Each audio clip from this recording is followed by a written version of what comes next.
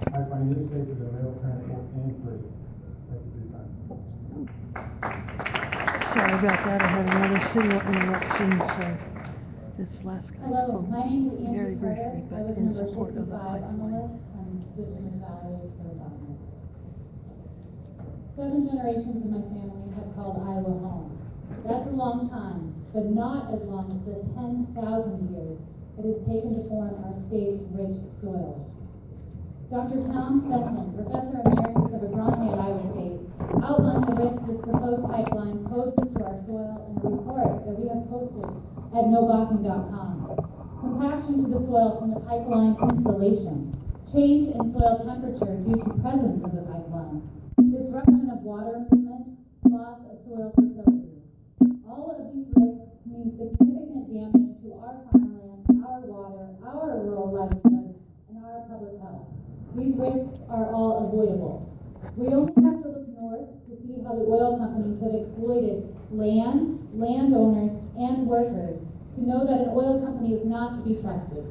We only have to look within the past year to learn that the expense and degradation of oil pipeline spills is extenuous.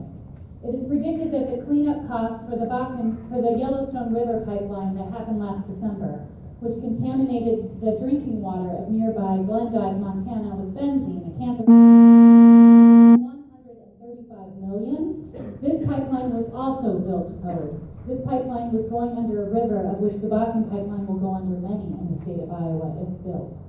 This is well over our state's liability requirement of $250,000. That tragedy was avoidable. This pipeline is also avoidable.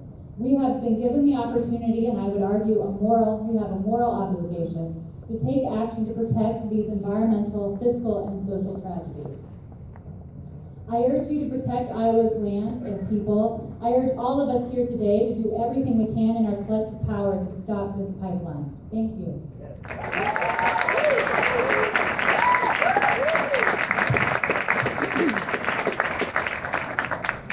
My name is Brett Pfeiffer. I'm a 24-year member of Labor International Union of North America. I live in Brookline, Missouri. I brought all kinds of things about jobs and stuff, but we've heard all that. So I'm going to cut to the chase. This country's addicted to oil. You know, I said it, and it's true. This country's addicted to oil. Crude oil's going across Iowa. One way or another, there's nothing anybody in this room can do about it. It's going to come across on a train. It's going to come across on trucks. So it's going to come across the state. There's nothing we can do about it. So in order to be good stewards of the land, we should do it the safest way possible, which is by pipeline. It's just a fact. You know, the people that are here opposing the pipeline, I completely understand and respect your opinions and your concerns, your issues. You know, we work together on a lot of issues, and I hope to work together soon on some political issues against big business and billionaire politicians. But this country's addicted to oil. And like I said, in order to be good stewards, we should transport it across Iowa the safest way possible, which there's no doubt about it, it's by pipeline. Thank you.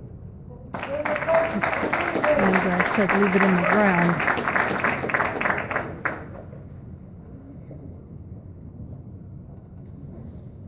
My name is Dorothy Dries. I'm from Fairfield, Iowa, and an ICCI member.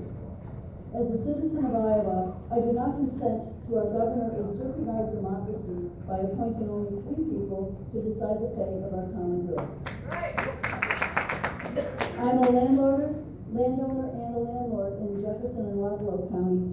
I am not one of our out-of-state Indian brothers and sisters.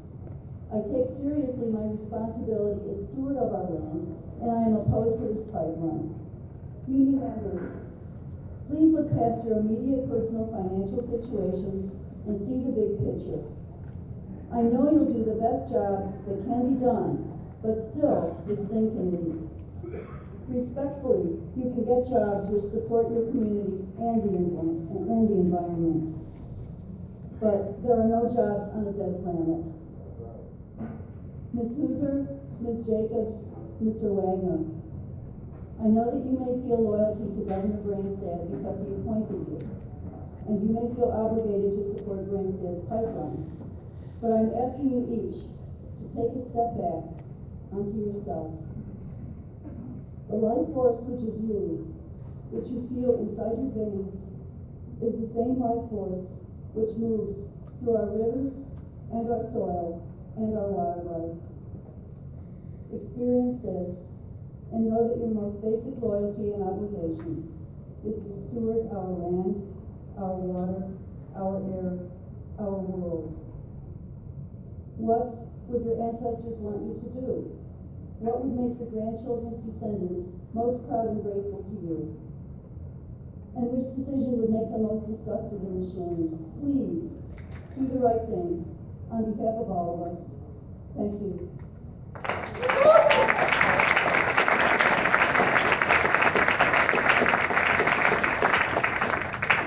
Good afternoon. I'm speaking for Ellen Shamble Hashins, number 81 on the list. My name is Anna Keppel. That's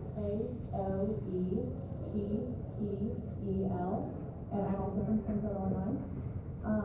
Thank you for your time today. Beyond the direct benefit to the thousands of Iowans who would be employed by this project, the decision to use local workers is also important from a safety standpoint and should be recognized by the IUB. Committing to skilled trade construction ensures that the work is done the right way. The skilled trades responsible for pipeline construction take pride in having the most advanced training and the highest safety standards. We demand and deliver a safe workplace. Union workers are committed to operating with minimal disruption or impact to landowners. And most importantly, local workers want this project done right because they live here too. Thank you.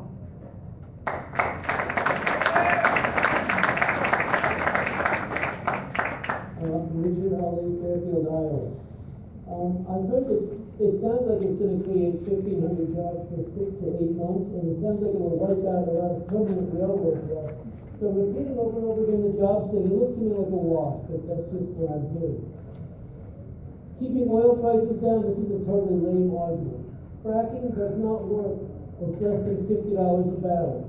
Oil right now is in the mid to low 40s. Basically, Bakken is going bankrupt right now. If the oil prices don't go up, you don't get oil, you're not going to get fracking, there's no need for a pipeline. So you're all basically thinking, what is the price going to be 2 or 5 years from now? I have no idea, neither do you. It's safer than rail. Usually trains don't destroy the water supply. They blow up in a town, they blow up out in a field somewhere. It's not good. They don't destroy the water supply. Energy independence, this is a totally lame argument. You're moving something from here to there inside the country with a rail or a train. Doesn't make any energy independence at all. It won't leak.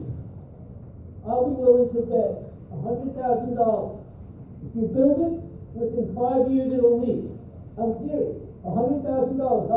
I'll cover 1 bet, 10 bets, 100 bets. Anybody that really believes it's not going to leak, you build it, I'll take the bet. I don't think there's too many people in this room that are going to want to take that bet. It's easy to say, take the bet. I'll take it. Good. I'll take the bet. Okay. Now some people are saying they'll take the bet. I do. Well, I'm not going to bet. I'll bet a total of 100. So if you want to bet 50, because they won't leak. In North Dakota, they've spilled over 18 million gallons of oil and chemicals since 2006. In Michigan, the cleanup cost $1.2 billion. Thanks.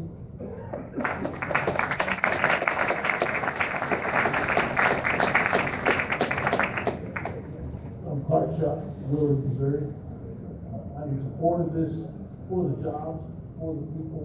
When America in total can depend on non-fossil fuels to run our farms, to run our deals, then we can stop worrying about our infrastructure.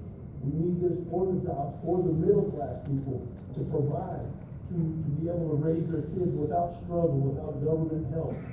So right now you had 100 farmers that are saying, well, they're going to do this. Well, how many of those 100 farmers are supporting the middle class? The middle class is falling.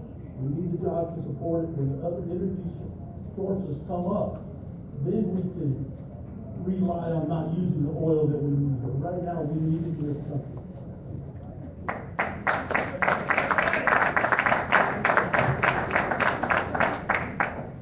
My name is Heather Pearson and I live in Logan, Iowa. I am an Iowan landowner with Nebraskan roots. My husband's family farm has been in the family for over 100 years. For the last 5 years, I have stood with Jane Klebb and Bold, Nebraska, fighting the Keystone XL pipeline. Sitting here today, I am getting a huge sense of deja vu because I am hearing the same industry talking points. They say energy independence. Let's talk about that. The crude that would pump through this pipeline and through our agricultural land and water is meant for the export market. The oil will be exported to the highest bidder.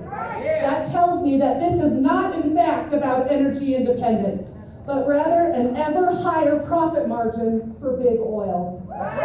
Now let's talk about eminent domain. My husband and I have worked and saved money for our entire adult lives so that we could buy our American dream, a piece of land where we are developing a permaculture system of organic food cultivation. We don't use large equipment. We are also beekeepers as we realize the importance of our precious pollinators. Our land has not been commercially farmed for over 30 years, and we have our own water source. It appalls me that Terry Radstand would be so quick to sell out our private property rights in order to line the pockets of a huge corporation that doesn't care one bit about my land or my life's work. President Obama said that the Keystone XL pipeline is not in the best interest of this country. I agree with him. The same goes for the Bakken pipeline. Not in the best interest of Iowans. So here are rally cries. It's all risk, no reward. No eminent domain for private gain. Pipeline spill, it's not if, it's when. And who's gonna pay for it when it ruins our land and our water?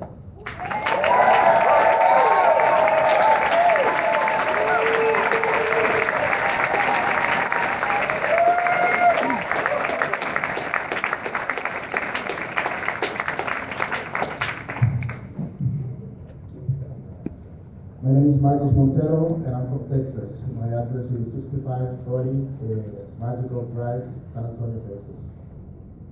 It's very difficult to build that speech, but I'm not going to do a speech. I'm going to be very simple.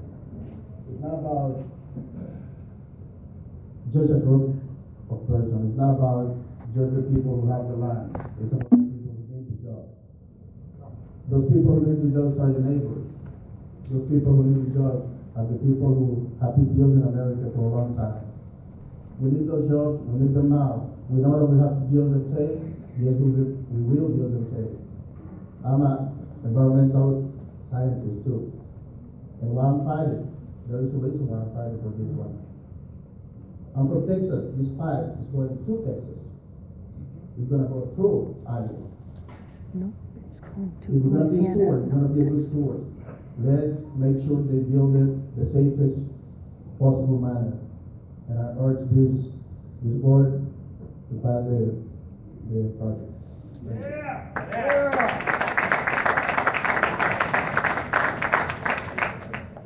Good afternoon. My name is Melanie Stahl. I was born and raised in Iowa and currently live at 30649 Deer Drive in Huxley. I stand before you today opposed to the Bakken Oil Pipeline. But Energy Transfer Partners LP, the parent company for the pipeline project, stands for big profit. Just last week, they reported that their net income through September is $1.5 billion. Add the pipeline to their operations, and their net profits only increase a lot. It costs $21 a barrel to ship oil by rail, compared to $7 a barrel via pipeline, a savings of $14 a barrel. So, by moving 450,000 barrels of oil a day through Iowa via pipeline, the company saves $2.3 billion a year. And that's why they want to build a pipeline in our backyard, to add $2.3 billion each and every year to their net income, all due to the 346 miles of pipeline they want to bury into our Iowa soil. Our Iowa soil. Iowa's black gold. Black gold famous throughout the globe. Our Iowa soil that represents 1/3 of the best farmland in the United States. Soil and oil don't mix. Bakken crude oil. Texas tea that leaks. 1 leaked barrel of crude oil destroys 160,000 cubic centimeters of our Iowa soil, an irreplaceable, non-renewable resource. Our Iowa soil does not come with a price tag. It cannot be bought by a company that only stands for big profits. Members of the Iowa Utilities Board, I ask that you stand with me and Iowa and vote to oppose the Bakken oil pipeline. Thank you.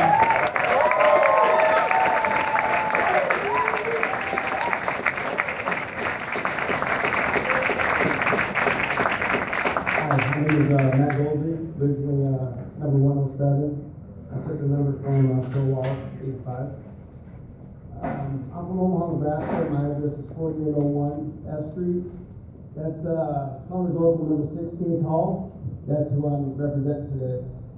For my brothers and sisters out there, for the pipeline, I stand by your side. That's pretty much all I have to say.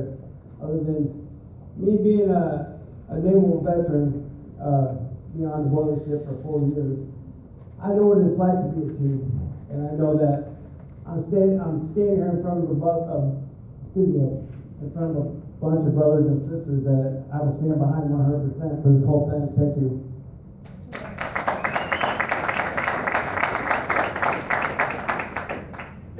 My name is Jennifer Wojcik, Wojcik.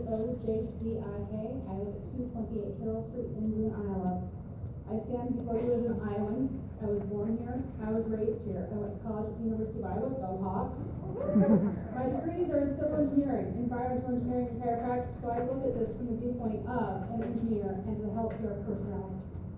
I am seriously concerned about our lack of attention to the issues that surround this pipeline in terms of health, in terms of soil damage, in terms of our ability to clean up this spill should it happen, regardless of who pays for it. And as a taxpayer, we're on the hook. We can't get all the contamination out when a spill happens. We realize that because of the limitations of the materials that are used to build the pipe, not denigrating anybody in the union who's going to build this. It's the limitations of materials. We do not have the technology to ensure that there is going to be a leak. I stand here as a mother. I have 3 children that I want to have clean air, clean water, clean soil, and decent, quality, non-contaminated food. For the love of God, we have a responsibility to make sure that happens. No back.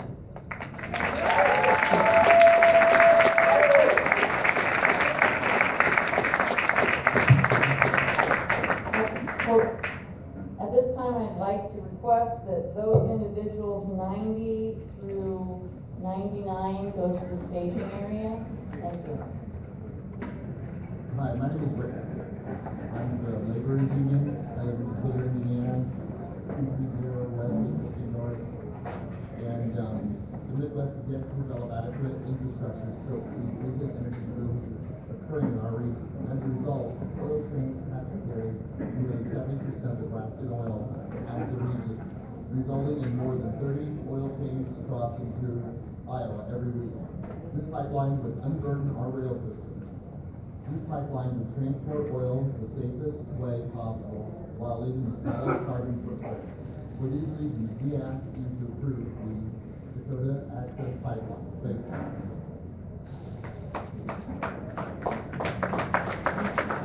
Hello, my name is Mary Clearwater. I'm from Rockville City, Iowa, 611 High Street. I oppose the pipeline because of all the impaction in soil. Soil change temperature disturbs the fertilizer, nutrients in the soil. I'm also against it because of risk of leaking. I feel that the company tries, but I don't think there's any way it can stop accidents. And if it gets into our rivers and our drainage tiles, they would go down to all the Des Moines, the waterworks and all that. I also do not believe in the eminent domain, taking a private property if it's not for the public benefit. And I don't think this is for public benefit. I oppose them taking my land, my income, my retirement, lower my land values. This is happening as I am a senior citizen. It plays on us. It is hard to understand what is this easement entails for the future. What will be important in 10 years? When I read the contracts for the easements from the company, the wording, some of it, that it belongs to the pipeline and successors and invitees and assignees. Who are they? Are they going to sell our rights later? And then it says for transportation of oil, natural gas liquid, hydrocarbon liquid, and products thereof.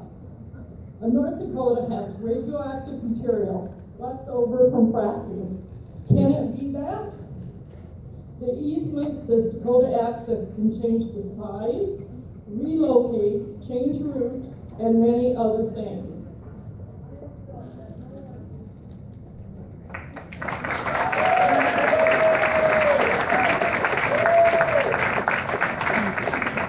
Again, for those just joining me, when you hear a speaker suddenly cut off, that means their 2 minutes have expired, and so the mic gets cut off.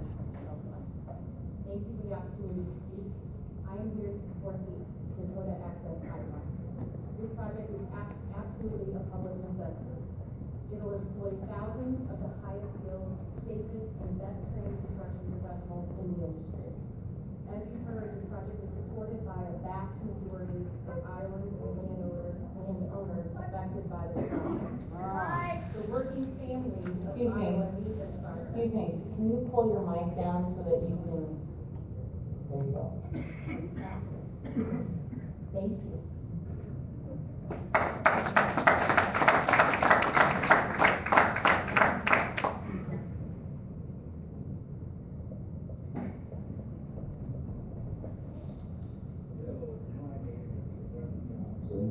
I own the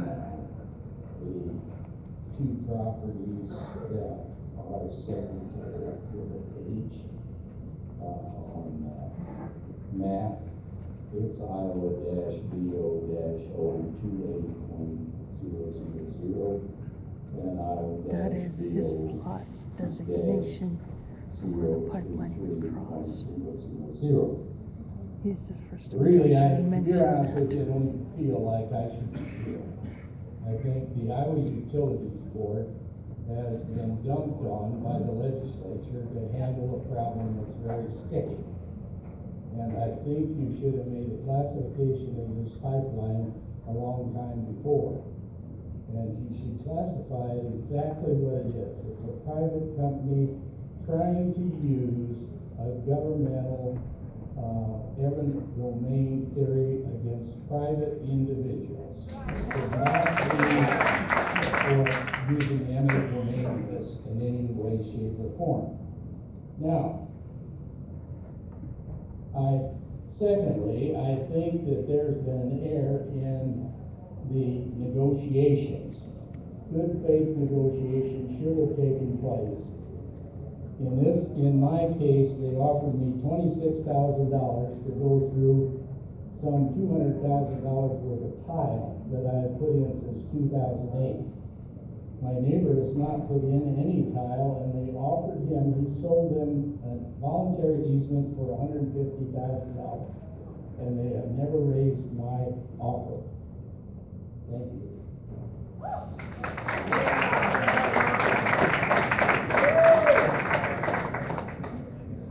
I'm Danny Hendricks. I'm the business manager of Pipeline Union 798. I've got a membership of about 6,500 people. We're the welders that put the pipelines together. We're the ones that will put it together if it's approved here. And I'm not here to argue over your problem with eminent domain. I'm not a lawyer. That is a real issue. And I think you need to really delve into that. I'm here to alleviate some of your fears about pipeline construction and about fossil fuels. You know, I've listened ever since this morning, just like the rest of you, intently. And you have been awful nice and awful cordial each other on each side. But as far as being hypocritical about fossil fuels, every one of y'all ran in here like a bunch of little rats this morning when that wind was blowing about 40 miles an hour to get to that fossil fuel up there, blowing that hot air out. And you farmers, thank God you're the best farmers in the world, right? You are. But you're the most energy intensive way to make a living that there is. You burn the diesel fuel and gasoline and pesticides and insecticides and herbicides and fertilizers, and it's all part of the petroleum industry. What did you do with that oil 50 years ago? I know what you did with it. You barreled it up, you put it on your road so the dust wouldn't blow into your houses. Let's be real about this. This is a pipeline that's needed for this country. We don't have an oil well in Iowa. Did you know that? You don't have one. I'm not sure you even got a gas well. Yeah, but you use it. That's what I'm saying. You use it. But you want to down everybody who wants to build you a system that's safer than that railroad that runs through your town. Huh? Ethanol. That's even more dangerous. It runs right through the ground as thin as the water. Leave it in the ground. You're not leaving it in the ground. You're not leaving it in the ground. Well, I've never seen a wind-powered combine. I've never seen a solar-powered John Deere. A hybrid car. Yeah, with a solar panel.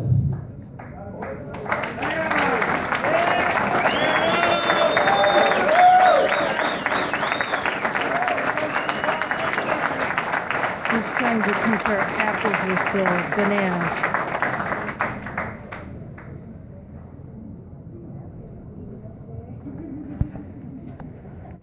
I'm going to let you proceed so that I think that you can go with your wife where she's at, and then we're going to take a recess. So you go right ahead.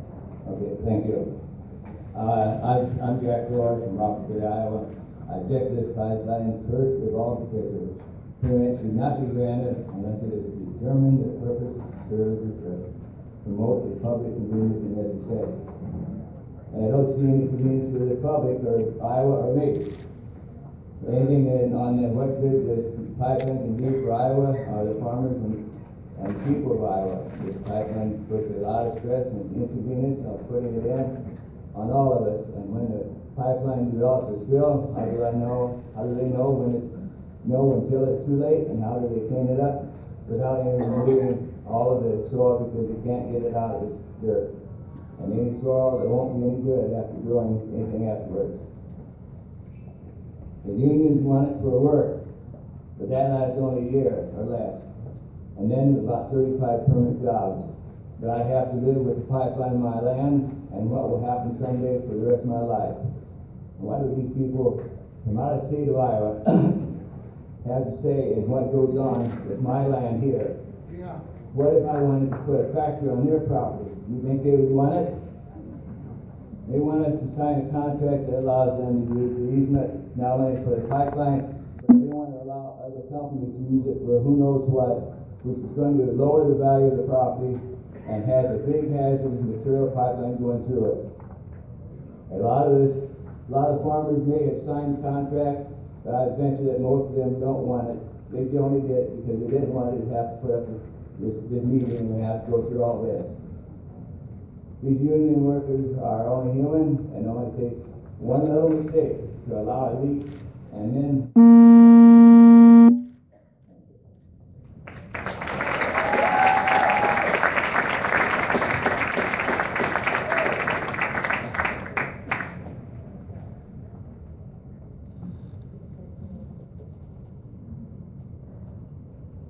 The Iowa Utilities Board is going to we're going to attempt to make a 10-minute recess and be back here by 2:45, 2:47. I am going to go ahead and archive this, and I'll come back on in 10 minutes, so stay tuned.